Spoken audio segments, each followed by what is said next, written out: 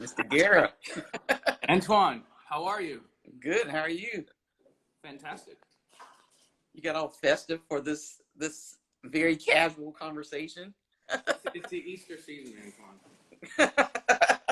You know, I dress for the seasons, and I try to make sure I color coordinate and I'm floral at this time of the year.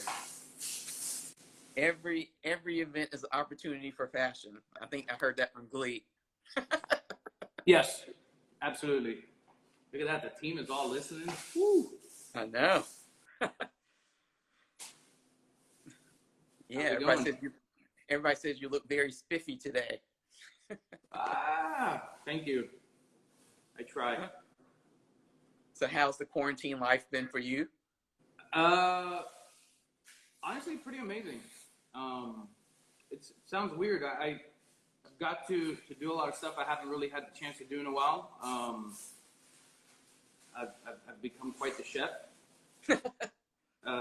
I didn't know that was possible. Just a lot of work at the same time, but really focusing on things that, you know, we've been wanting to experiment with and work on, but like now's the perfect opportunity. And then spending more time with my girlfriend at the same time, just instead of always being in the office. So it's a win-win all around. So. Yeah, it has been nice to have that time, this kind of built-in time to play around with some new things that, you know, may not have launched if we have been busy at work and going back and forth. So it's been a creative time for a lot of people, which is nice. Yeah, it has been. I mean, a lot of these projects that we're, you know, rolling out now were something that was in the pipeline, and there's just a process to go through. And, you know, there's no better time than the present right now. It's like, hey, it's time to strike while the iron's hot. So exactly. Yeah, it's been cool. It's been exciting. Well, I know that especially Davidoff has been very kind of in the forefront of kind of pivoting. My favorite word of the year is making a comeback. Pivot. You know? been very good about pivoting and you know, making use of the situation and trying to still engage with people, which has been nice to see. With some fun ways, like what you all have been doing with AVO especially is nice, because when I got into the industry, you know, 10 years ago, it was very, you know, AVO was the very like formal, you know, brand, and that you're kind of opening up a little bit, you know, with the different musics and different DJs that you're bringing in to entertain people during this time. Is, like I said, that's been one of my favorite things that you've done in the recent days. Yeah, it's that's a really fun project. You know, we've launched a brand new campaign for AVO. I mean, you went to the opening event, right? Change the tempo, and that whole campaign is really about changing the tempo. Like, what different things can you do to enhance your cigar experience? And you know, I'm very fortunate because the team I'm part of, we're all, not only do we just get along and work well together, but like we're all kind of willing to take certain risks and do fun things. So when this whole idea came about, everyone like pitching the idea at first is, hey guys, what do you think if we do this? And everybody immediately was like, when can we start? So it was a fun process to start. You know, we did the last week with Tony Touch, which was very unique. You know, we have somebody lined up this week, DJ Milao, he's a famous Cuban DJ.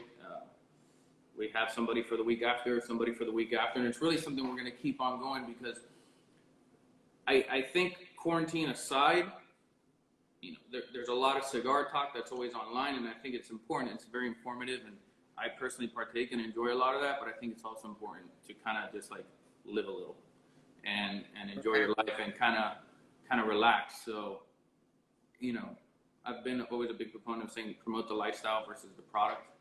Part of our lifestyle is kicking back, relaxing, smoking, man, listening to some music, getting together with friends. I mean, right now you can't really get together with friends, but you can at least listen to the music, smoke with everybody, make comments, and it's just, let's step away from all the serious tobacco talk and let's just enjoy our cigars and have a good time. So yeah, I think it's important because you talked about the lifestyle, but I think that comes with your background. So that's a nice way to kind of start off the conversation about I don't know if everybody knows your background, because I know when I first met you, you were at a different company. We don't have to name it, but Right. you're at a different company. And then I've seen you kind of evolve over the years into like did these different roles, and you've always kind of, but you have a certain approach that you just kind of carry with you to each company. So just kind of tell everybody who might not know just a little bit about your background, like before you got into the cigar industry. Yeah. So my background is in short is technically hospitality marketing, right? But I grew up, my family, my brothers, we all, they owned some nightclubs in Miami, and we always grew up doing the marketing for these venues and booking DJs and always trying to get really innovative every week. And then I ended up becoming the global marketing director for a company called Nikki Beach, which was a very cool, innovative company with French beach clubs, Saint-Tropez, all over the world, in Miami. And we got into the hotel business, and I was tasked with not only running the marketing, but kind of becoming a resort manager and launching a resort, which is interesting. And that's how I got relocated into living in Southeast Asia, which I did that, almost 8 years. Interesting. And while I was there, I eventually, left the company after 10 years and opened up my own whiskey and cigar lounges. And that was a whole nother amazing story that really is what launched me into this business. And, for better or for worse, I had to leave and sell off the business and move back because there was a military coup. The government got overthrown. And, at the time, I thought it was the end of the world. For me, I was pretty young. And I was like, shit, I've been working my tail off to try to get to a certain place, and I feel like I made it. I kind of segue out of just always being hospitality, nightlife, because that's what I grew up in, and I didn't want to kind of follow in the family's footsteps. I wanted to do my own thing. But this was a kind of a way of merging both, and I felt like I finally made it, and then this happened, and I was like, oh God, what am I going to do? And it's funny that we're having this conversation. Last night I reconnect, because of everything that's going on, people are spending more time online. I reconnected with a gentleman that I respect very much. He's not from this business, but he's a diplomat, and him and I in 2014 were sitting in a cigar lounge in Bangkok, and I'm explaining to him, I was like, man, I'm gonna have to sell my shares of this company and move back home, and I don't know what I'm gonna do, and it's like scary, and I'm young, and shit, to start all over again. Do I just get back full into hospitality? I love the cigar business. And he was like, hey, what do you want to do when you move back home? I was like, well, I want to make money, but I mean, in the ideal world, my dream goal, one day I'm going to end up working for Davidoff, right? So like, I literally said that. So he contacted me last night. He's like, well, that was 2014. Here we are in 2020. Congratulations, you did it, and it's kind of weird that happened. So what I thought was the end of the world was actually just the beginning. And now it's led me to where we are today, where I feel like I could kind of tap into my background, and I've always tapped into my background in what I do, but like really in this moment in time, I almost feel like this role that I have right now, my whole life has been in preparation for this role. Just because I think different. I like to approach things from entertainment. I even look at a lot of liquor companies, beverage companies. How do they approach tactics versus the way cigar industry approaches tactics? And it's a good way to stand out and use contacts that probably nobody else would be able to have, and I'm using them now to facilitate, what we got going on with AVO. A lot of really cool things happening with Davidoff. We got great things happening with Camacho. We announced yesterday the whole grill and chill, which is kind of fun. Some stuff happening with back-to-back. So like, this is all kind of coming together as a whole right now, and the team just it's all working. So it's an interesting time. I was telling somebody the other day, man, what a time to be alive. With everything going on in the world, and then everything going on in personal lives, it's pretty neat. So you said that you kind of envisioned yourself working at Davidoff years ago, and that was your goal. So what about Davidoff, then appealed to you to kind of get you to basically keep working at getting there? Man, there's a couple things that happened. To answer somebody's question, yes, I do speak Thai. Not as fluent as I used to, but I was pretty fluent. So, being in Asia, I used to sell Davidoff, right? I would buy from Bluebell, which they currently own now, but at the time they didn't. And my whole focus was I was selling non-Cuban cigars in a Cuban-generated market. I always go against the grain and find a way to fight the system. So if everything was, there was literally 4 Casas Habanos, and in comes this Cuban kid from Miami that says, "Screw you! I'm gonna fight the grain. I'm gonna do non-Cubans." And Davidoff was that pinnacle, and it was the only other brand that you could truthfully put up against Cuban cigars in a Cuban saturated market, right? Mm-hmm. Yeah, there's there's tons of non-Cubans that are excellent, and I would consider they're better. But when it comes to global presence, global marketing, brand awareness, like Davidoff is that brand. Also, the industry over there is extremely different. It's all high-end lounges. Everywhere you walk into to have a cigar, you're in a suit. That's the way it is. It's very old world, like UK style. Gentlemen's clubs are really gentlemen's clubs. It's, and I fell in love with that side of the business. And I mean, I felt like there was nobody that represents that type of business better than Davidoff. So like, I knew, it was like, the goal was this: move back, talk to the people I'm distributing with, get a job with them, go to a company big like Altris, get some big corporate experience, end up in Davidoff. Final goal, final plan. There you are. here I am, and that's literally what brought me there, which was really cool. So, there was a lot of bonuses along the way. Even at the time, I didn't know what was going to happen. I finally get back into the industry in the United States. I'm involved with the industry, and it was, ironically enough, you make so many great friends in this business, right? And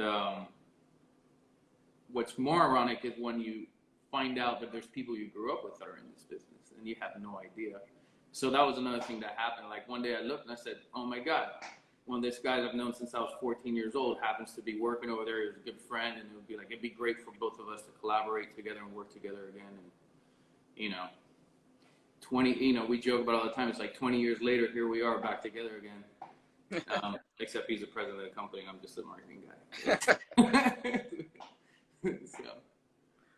Like this morning, I was talking to a retailer about events because we were working on a story for tobacco business, and he was saying, events are just a hard area for everybody. He said because with a cigar event, there's like an old school way of doing it where it's just a rep will come in, they'll just get a table, pop it out, put some cigars there, and they'll kind of sit there and stare at the customers that will come in and expect the customers to come there, and just there's no engagement. He says the art of engagement has kind of been lost in a lot of these companies. So like I've been to several of your events, and they're always like the event. You kind of think of every little thing, and I can see that you've thought about all the different areas of the event. How can we activate this corner? How can we utilize the bar area? Like you said, what contacts do I have? Can I bring in to make the atmosphere better? So like, just talk about a little bit about event planning and what kind of goes into it to make it, interesting, to make it engaging. Event planning is interesting. So again, it's like, this is where I tap into my background, right? So when you're theoretically, you're going to launch a nightclub, you're going to keep it open, you got to always do something that keeps people so interested that they're going to take all the money there and that entire week and come and spend it on drinks in your place with all the other options, right? So essentially, every day is, showtime. It's Broadway. No matter what you do, you got to, wow people. I think that, when we could get into later, I think that goes beyond events. I think it should go into everyday marketing. Because what you learn in school is technical stuff. Broadway, showmanship is really what sells. And I believe in delivering an experience, right? And I think that's what lacks in the industry a lot, is because it's no one's fault. They just know an event is, hey, I'm going to set up some tables. But you know, I don't know if you've ever planned a wedding, planned a birthday. Like, you really got to think of everything, and you got to treat every event the same way. So I try to think of all senses, you know, the event down to how you get invited, you know, it's very important. How you get greeted the second you walk in. Mm-hmm. You know, what are you drinking? Okay, we're going to be drinking beverages. How do I make beverages special? Because any bartender can make a cocktail, right? But if you can find a good liquor company that has amazing mixologists that have great showmanship, you bring them on board.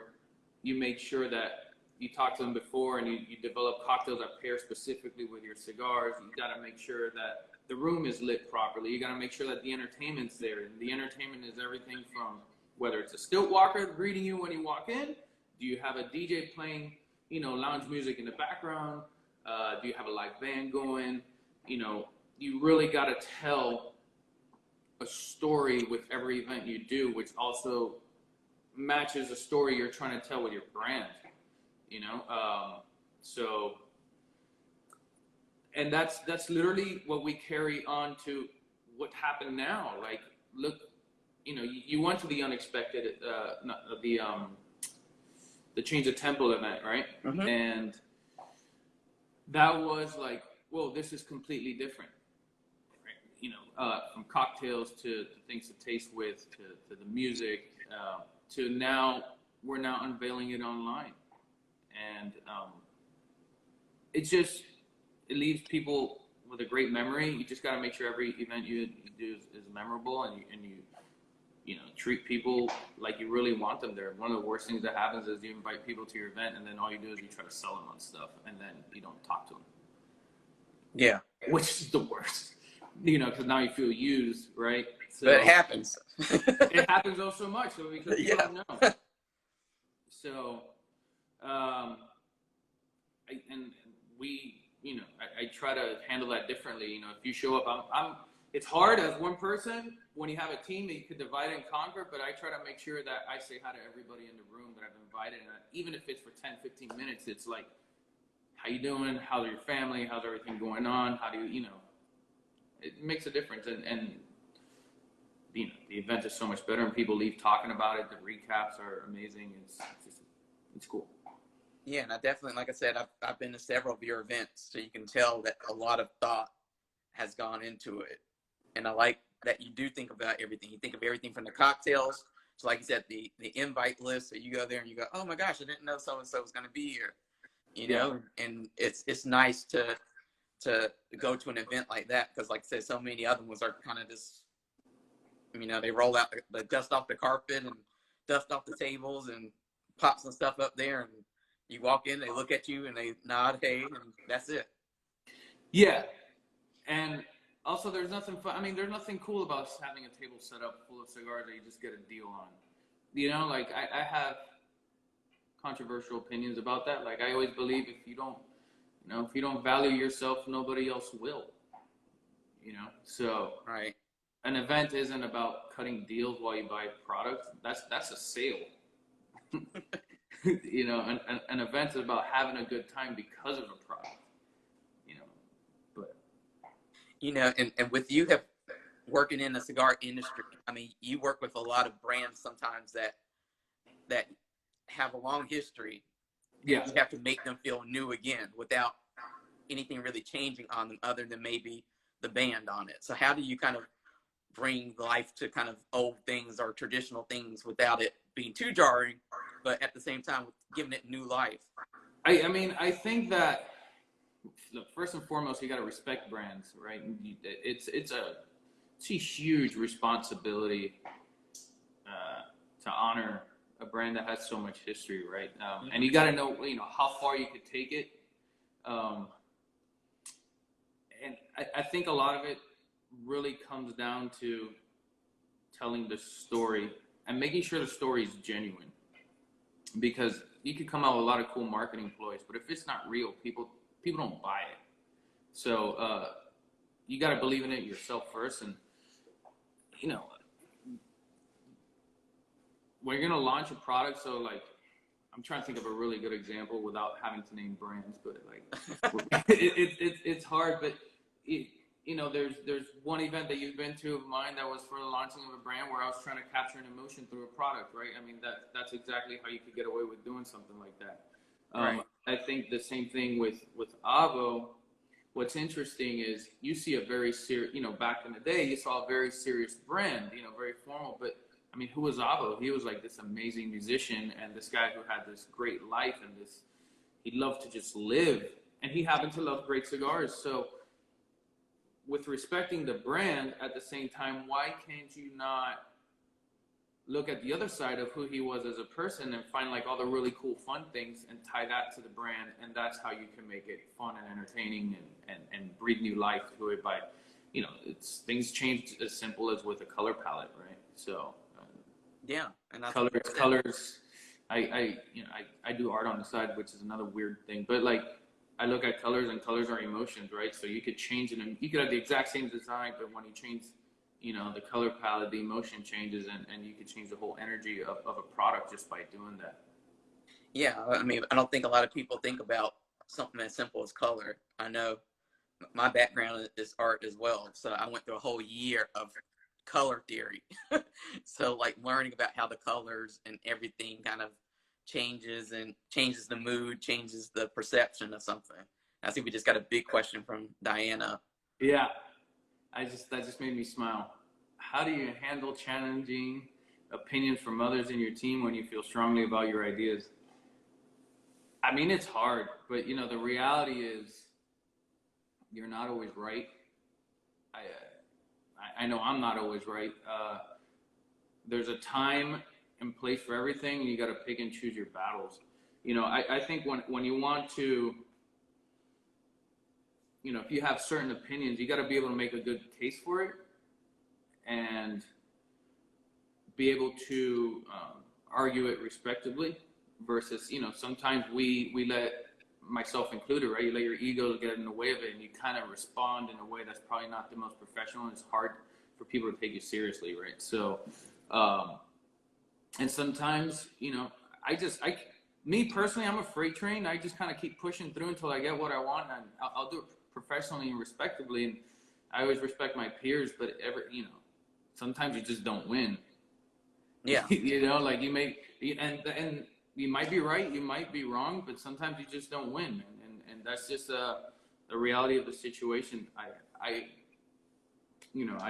It just totally depends on the situation. Like, I like to play chess, so I like to be strategic about certain things, and you know, whether I lobby everybody in the room before we have the official discussion, then I get what I want anyways, or you know, like there's so many different ways, but I think the best thing to do is always be smart and respectful, because you never know what's going to happen in the future. So I know when I used to do graphic design kind of full time, I would try to do 3 designs. I would do what I like, you know, what I think they might like, which is like a middle ground.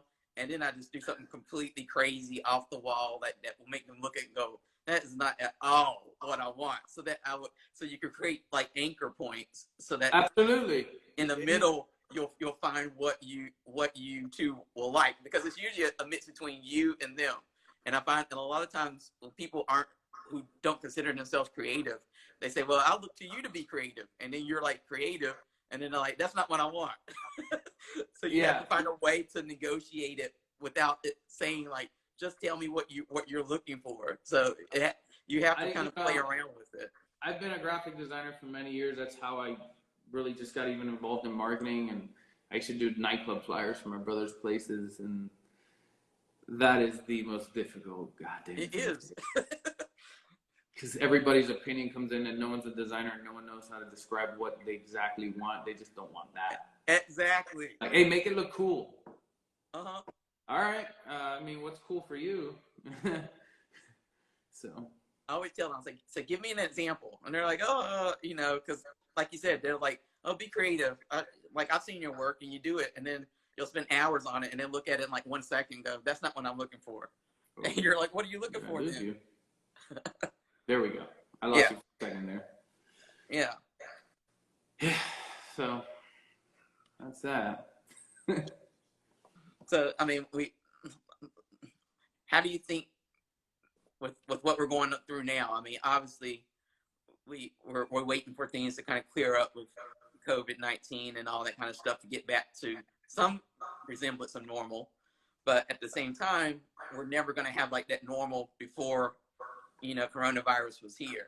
And especially, I would think for somebody who works with events, you have to be thinking about how can I go ahead and reinvent the wheel or reinvent this event space to fit this next, this new normal. It's already What are happening. your thoughts? It's already happening, my friend. We literally, before they even announced quarantine, we already knew it was coming, right? Like, it obviously hit other countries first, right? And you know what's happening. It's just no one makes the announcement yet. So we sat down as a team. We all came together, and we developed some really cool things that are happening. I mean, you've already seen. I feel sometimes like I abuse my guys, but they're so great. They're amazing. Like, I mean, you've seen Klaus, right? He's crushing it. This kid's been born and bred to do this. George Ramey's he's killing it as well, and we're taking this to the next level. I mean, this is the future we're sitting in, and you're gonna watch what we're doing is gonna go way past COVID. There's no reason to stop it. Right. We're finally engaging. You know how hard it is to big companies, because there's a lot of people from other generations that they don't understand social media, right? They know like, hey, it's important. It's really important. But like they don't get it. Right. And now they have no choice to look at us, the younger generation, or the future of the business, and we just put the pedal to the metal and floor it, and then they're like, oh shit, this is working. And so it's never gonna stop, right? So how do you take it to the next level? So I mean, we've unveiled that we're doing quite a bit of amazing virtual events. I mean, you saw the public one that Klaus did on Facebook. I mean, we're gonna take that model and turn it into just like any in-store event, but virtually, right? And we're not gonna stop. And it's gonna get challenging because you got to get creative on how do you make every event special. So it's not the whole cookie cutter thing, but right. That's where we are right now, and it's so cool to be finally a part of a team that gets it, because everyone's kind of from the same generation, so they're all like, oh, awesome, let's do this. I mean, we all sat down the past couple of days and flushed this whole program out that's just launched now, and it's awesome. Awesome. It's gonna be a really cool time. Like the AVO thing, that's not gonna stop. Those DJs are gonna keep on coming. We're here to change the game and move with the time. And when messed up things happen in the world, and this is horrible, but like it's also a great opportunity. It puts you in a position to think differently, and you gotta thrive, man. You gotta survive. It's the only way to keep moving forward and making money. And it's been interesting to watch everybody kind of finally look at digital a little bit more than they did before. Because before, I mean, it was at least in our industry, digital was just web banners. And web banners are mostly there for impressions. They're not so much even for clicking, because sometimes a tobacco person will have a website, but it's not like they can click and go to somebody else's page. So it's been nice that a lot of people are reconsidering digital and trying to explore what it can be for them and their company. It's interesting what this is going to turn into. Like the dollar signs that just keep passing. Like, I wish I was a DJ right now, like a famous one. And these are the things, like I'm really, I love being different. I love being innovative. And it's kind of cool to see our company as a whole. You see Davidoff and AVO, and like we're right now doing online activations that are on par equivalent with Adidas and Complex and Nike, NBA. Like, we're talking to the same DJs that are taking over Instagrams, and it's such a really, what a time to be alive, man. Who would ever thought that this would happen, right? Like, it's just like, but it's working. Yeah. I mean, where do you draw inspiration from? Can you just name a whole bunch of brands that in the tobacco world you'll be aware of, but you wouldn't say, you know, a tobacco company wouldn't normally say, you know, oh, we're drawing inspiration from Nike and all these other brands. So You know, it's funny. So where do you get yours? It all depends your mentality, right? When you launch a product, what do most bosses say? What are you benchmarking this against, right? And most times, you know, in our industry, they'll be like, oh, I'm benchmarking against this person's cigar. I'm benchmarking against that person's cigar. And I like to say, nah, man, we're going to benchmark our campaign against, you know, Nike's launch of the Travis Scott sneaker. Or, you know, I love that Christian Dior started working with Stussy.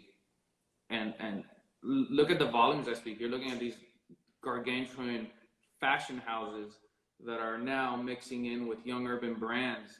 Mm-hmm. I mean, Christian Dior did Air Jordans that are selling for $15,000 a pair. And they're sold out, you know. But if you look at the big picture, there's a reason why these big houses are tapping into the young generation. It's pop culture. We are the millennials, right? I'm a little older than, you know, I'm right on the borderline, but like we are that next generation and we grew up with all this stuff. So for us, it doesn't look like little kid stuff, right? So it's just interesting when you see what LVMH does, or you look at big liquor brands and see their collaborations, and you look at, I look at Nike a lot, you know, I look at Complex a lot. I look at the big fashion houses. There's a lot of interesting things, man. There's definitely, it's hard to name like what I draw inspiration from because, you know, it's companies, but I have a lot of friends and people that I consider mentors that have had high, you know, positions in a lot of these important record labels or companies that they help me navigate through what we're going through right now. And that's like a really cool thing to see, you know, that you could talk to somebody that, you know, that, for example, this guy, he's the one that did the whole, you know, 50 cent vitamin water deal. And he's the one that's kind of like mentoring me through this whole like AVO thing. It's really different, but it's funny. It's awesome.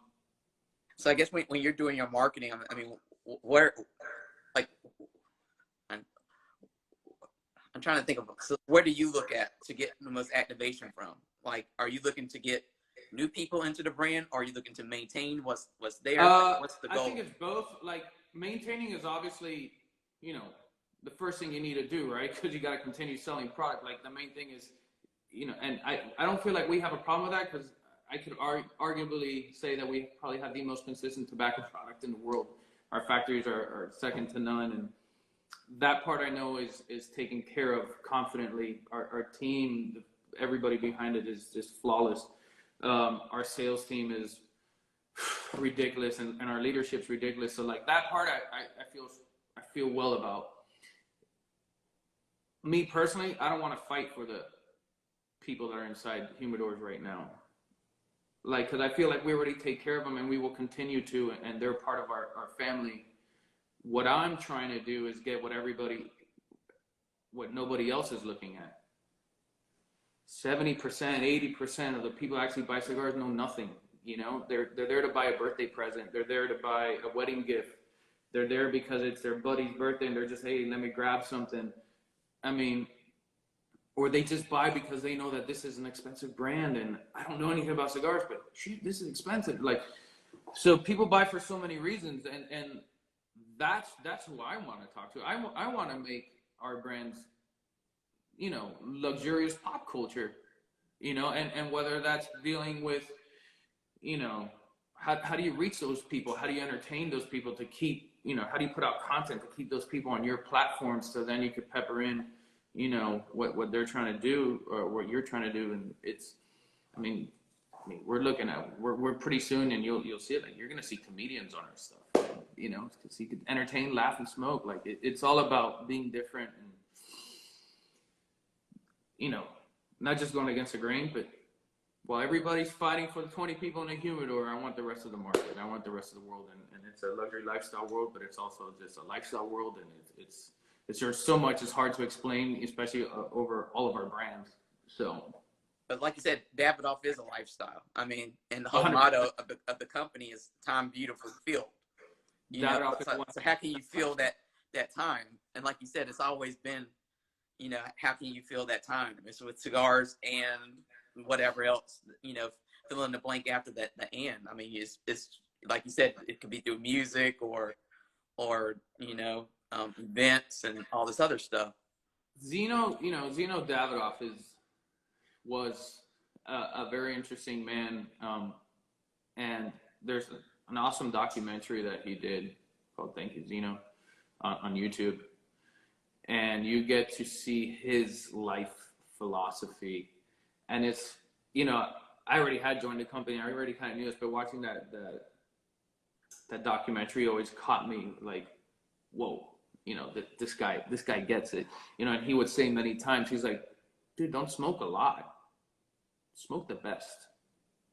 And that, you know, you don't have to smoke a lot of cigars, but when you do smoke, just make sure you're enjoying the very best that you possibly could enjoy, you know. And it's, you know, when you eat, don't eat shit, man. Eat the best you could possibly eat, and even if you have to like slow down the amount that you're doing it, but you should always treat yourself the best. And, you know, one of the biggest things, and I always say, is you work really hard, you know, to make a living. You work really hard to enjoy your time. Buy a Davidoff to enjoy your time, because at the end of the day, after all that work, you actually deserve it, man. You know, like, you deserve to smoke that amazing cigar. And you shouldn't have to like deal with subpar stuff, you know, like, so just smoke less, man. Spend a little extra money, and you make sure that one occasion is super special and you're enjoying that special occasion with Davidoff. You know, just do it because you deserve it. I mean, what brand of Davidoffs are you looking most forward to, like, really working with and really developing out? It's that's a hard question to answer, because they're all kind of like the children, like our children. For me, I always like a great challenge, or working with something that has possibility to do such wild stuff, you know. I love AVO. It's one of my favorite brands, and I like it now a little bit more just because we're doing this different, you know, change the tempo stuff. But what I want to like really have fun with, and I think that could, you know, there's a lot of fun stuff that you could do with Camacho. You know, it's such a well-defined brand. It has such a well-defined market. I mean, that the story of that brand alone is unbelievable. And the other one is back to back, you know, especially as an artist personally, working with two amazing artists, great cigars, their stories. It's so cool. And then, you know, Davidoff, I love them all. It's hard to explain, you know, Davidoff, because obviously it's Davidoff. I mean, who doesn't want to work with Davidoff, right? Exactly. It's luxury lifestyle. It's everything I've been born and bred to do in this business. And it's the events, the glitz, the glam, the quality products, the networking, the socializing, the fact that they want to be geared towards culinary events and gastronomy, and it's just, it's a hard question to answer. They're all pretty awesome. I know, because I asked that because I know the other day when class was doing his online seminar, you know, people were bringing up kind of what I would consider the deep cuts of Davidoff.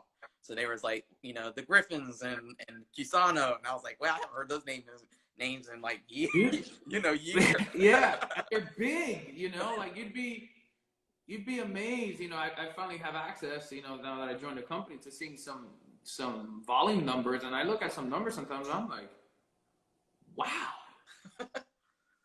Wow. It blows your mind away. So yeah, I mean, to me, I mean, to like you said, to be in your position to work with some of these brands that have such a long history, but at the same time, you could bring in your own lifestyle and your own like group of people that you always like to work with to kind of pump up those brands a little bit will be probably exciting for me as a creative person. So I would imagine it'll be lots of excitement for you just to know that you have like all these, you know, a long you have a big task ahead of you. So you have a lot that you can work on. So all these brands. Yeah, you know what? It is, and there's a gargantuan task. But man, I've always been real fortunate. I gotta be honest. I've been, I don't know what happened in life that I got so blessed, but I've always been fortunate that normally I'm always blessed with like a really awesome team that kind of turns into a family, you know. Mm-hmm. And that's just not with just people that report to me, but I'm talking about like peers. I'm talking about people I report to. Like, it's almost like that whole structure kind of goes out the window, and we all just kind of get in the grind together, and everybody gets along, and it's pretty awesome, man. You know, so it is a lot of work to get ahead, but it's also kind of comforting to know you don't got to do it alone. You know, and I have people I could lean on and people that could give me advice, and you know, and I can help out. You know, like we were talking to one of your peers the other day, and we were saying, oh, we have Eddie doing deep cuts on Friday, and they're like, oh, and then I know Ben asked, he's like, does Eddie play any instruments? That's his thing. He loves to ask if people play instruments because he plays the guitar and he sings. So he wants to put together like the cigar industry, like Josie and a Pussycat type band.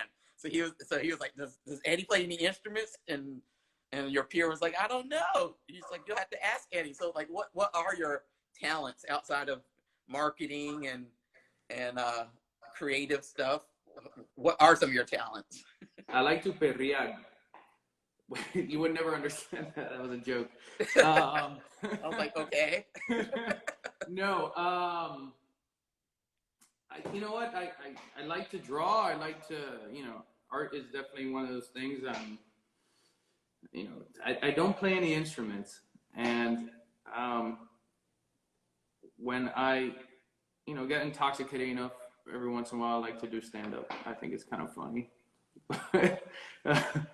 But yeah, you know, other than that, I mean, I can cook a little bit. And you like to work out. I do. I work out. Look at Instagram and you're like running, or you're you know what? Out. That's a thing that I do. It's one of my ultimate stress relievers. My type of working out is not like, I'm not a muscle man in the gym, obviously.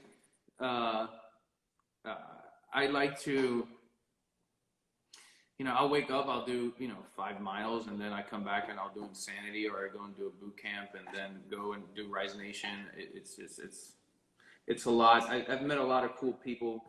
You know, the world's changing. Working on group fitness is like, it's a vibe, you know, so it's pretty neat. Everybody says like, Eddie is a runner. Yeah. Like, yeah. Like every morning I could get up and you know what? You posting something about working out, and I'm like, you know okay. What I love to do though, man? Like when I try, and you know, we travel quite a bit. I like to run in every city that I travel to. That is something that I do. Even it's just, I feel like you get to kind of see things that you normally wouldn't see as a tourist. And it's bizarre. I've run in a lot of weird places in this world. What's been your favorite? My favorite run, people may question this. My favorite run was at 8 in the morning in Ibiza, Spain. You know, and I did it after I got home. And it was just because it was just such an amazing morning. And I ran there every day, but like that, there was one run there that was just mind blowing, and I'll never forget that. But and like you said, you like to travel a lot. So where are your favorite places to travel to? Spain is, you know, my love. Madrid is just, God, if I could, you know, convince my girlfriend and get a job to move over there one day, you know, Davidoff, hey. No, I would love to live in Spain. You know, I feel like I've done Asia so much and I love it, but like you live there so long that I'm kind of like, all right, man, I'm good with all of Asia for the time being, though. I don't mind going back to Hong Kong or Vietnam, or, you know, but currently it's all about Spain and DR. I love Dominican Republic. You know. I know, like that. I was thinking this morning. I was like, the last time I saw Eddie was at Pro Cigar. Yeah. That was, and you know, that exact night after that night, we went straight to this really amazing little island Um, it's called Cayo Arena, which is it's basically a sandbar that pops up out and it has a couple tiki huts. But I mean, the water in Dominican Republic is just ridiculous, and the people are so amazing. And it's every time I go there, I have some of my best friends that live there, and they send people to pick me up at the airport. And it's like, dude, you don't got to do this. I'm here on a business trip. They're like, no, no, no, we got to pick you up personally. It is what it is. So like, it's the hospitality of the Dominican people. I mean, it's almost second to none. I would say they're pretty. It's one of my favorite places to go to. I don't think I would ever turn down a ride from the airport in the DR. I know that my last for Pro Cigar when I was there, it was supposed to be somebody to come pick you up, and they're like, they'll have a sign, they have your name on it. It wasn't. They had a sign, but it was like on a clipboard, and they were holding it to their side, and I was like, it was like the rush of you get out of the airport, and there's like all these people there, and you're like, oh my gosh, where am I going? Looking, and I'm calling up, the Pro Cigar people saying, where's this ride? Where's this ride at? And the guy was like right behind me the whole time. And he was just like, oh, you must be Antoine. I was like, yes. 20 minutes later.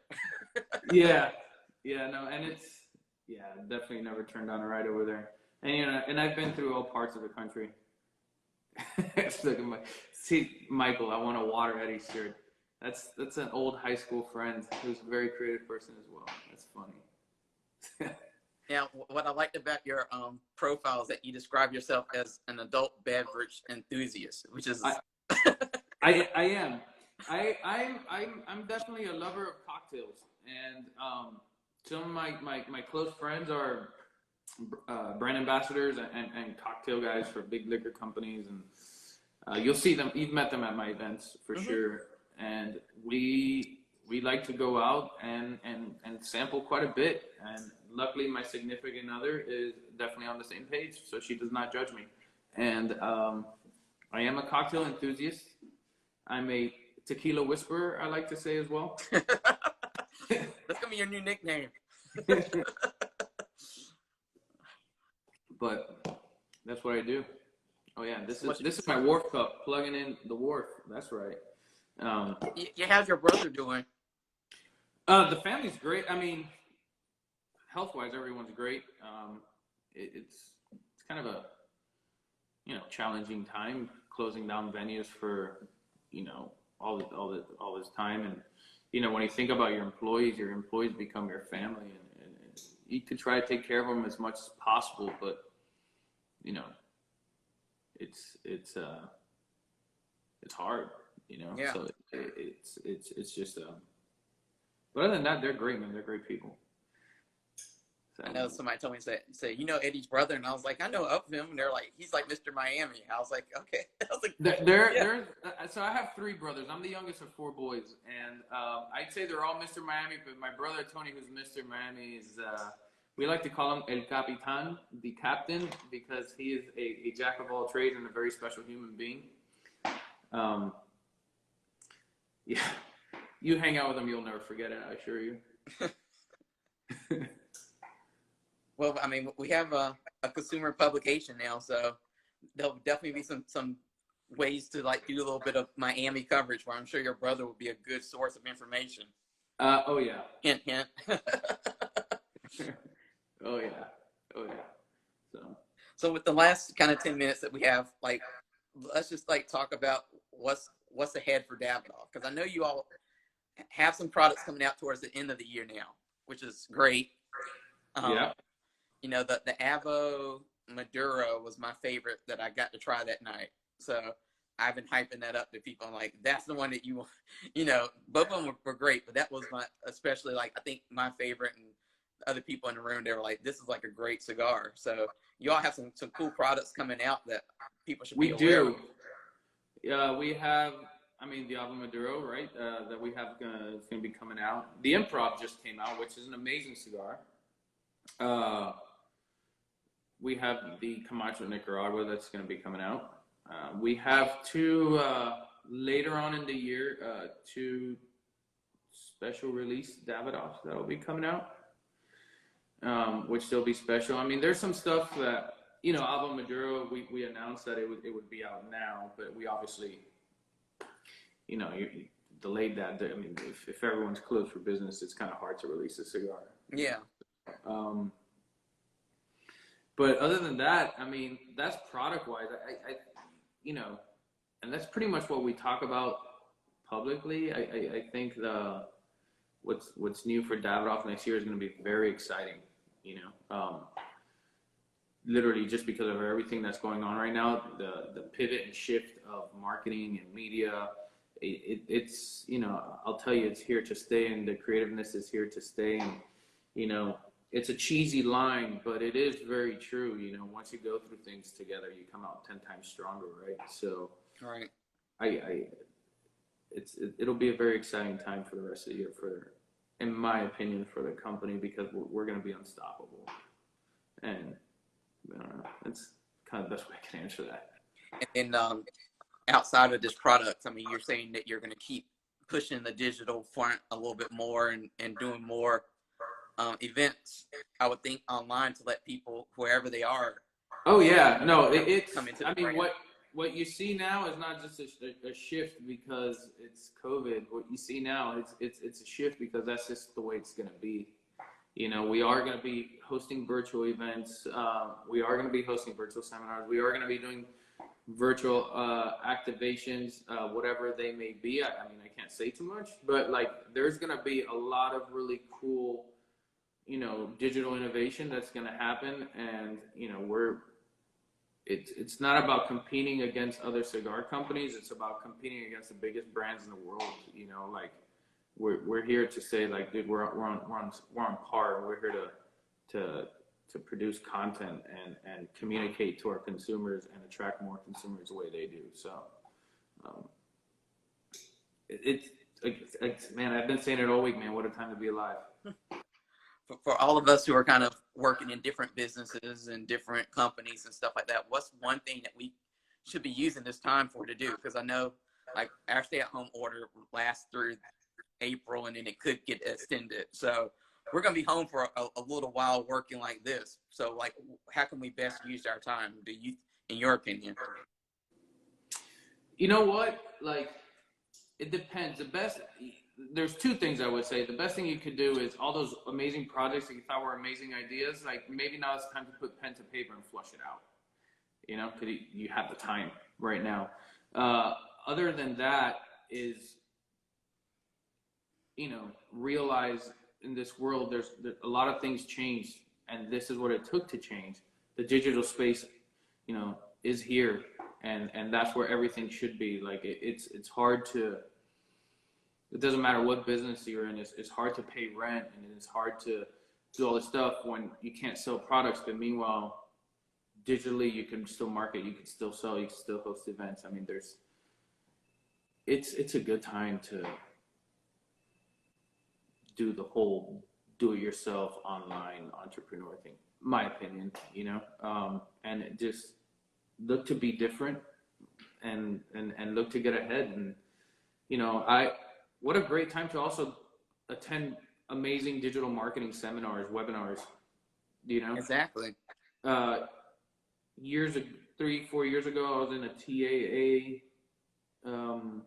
seminar in Mexico. And they had the guy that invented Shark Tank originally on there, and he was talking about it, one of the original Sharks, and he started talking about the importance of digital and social. And like, there's people paying attention in the room, but like, half the people were like 4 or 5 years ago, they're like, you know, Right. Surprise, bro, we're here. Wish you would have listened, huh? You know, like, that's it. That's my opinion right there. Yeah, I mean, I definitely agree, because I was saying a couple of days ago that you could tell certain companies were better positioned for a situation like this, when you can't travel, or you can't have person events where you're right next to each other. And I think, you know, Davidoff is one of those companies that's just in a better position to still operate and get stuff done in this time. I mean, I feel bad for certain companies that are kind of like sitting there waiting for basically somebody to approach them to help them get the digital word out. No, it's hard, man. And you know what? Like, you also got to stay on top of your game, because at the end of the day, you know, our customers, like, in terms of like the people, our retailers, like, we got to help them, man.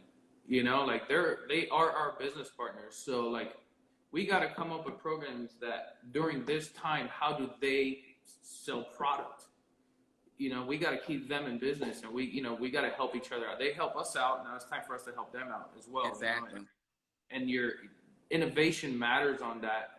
And if it's like we're doing, you know, online digital events in private rooms hosted by, you know, Klaus or Jeff Stone, like, I mean, we're going to do what it takes to help our retail partners and our appointed merchants. I mean, we're in it together, you know, so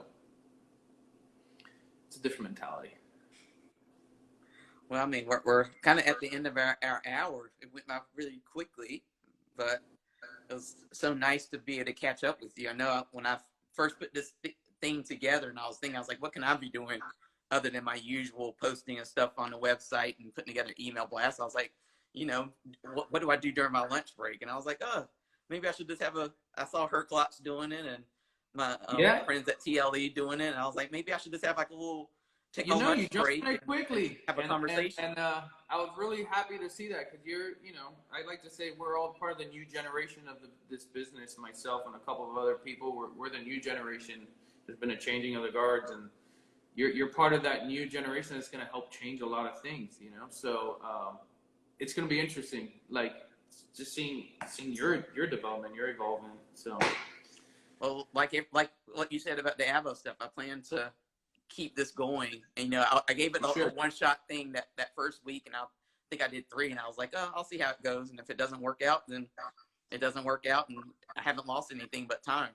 And it's working out, and it's getting good feedback. And, you know, I have a special retail week I'm planning out now. So it won't be next week, but probably the week after, where it'll just be mostly retailers that I know, kind of talking like this and getting to know them and some of their ideas. And so I'm looking forward to that. So there's a lot of cool stuff coming out for both of us that I know people can tune in for. I'll be tuning in. I'll assure you that. Well, I look forward to our next encounter, whenever that is. Yeah. Hopefully it's just as fun as the last one. But definitely, man. But great talking to you. And like I said, I look forward to speaking to you and seeing you next time. And be safe. Wash your hands. Yeah, absolutely. Thanks. You too. Thank you. All right. Have a good one. Okay. Bye.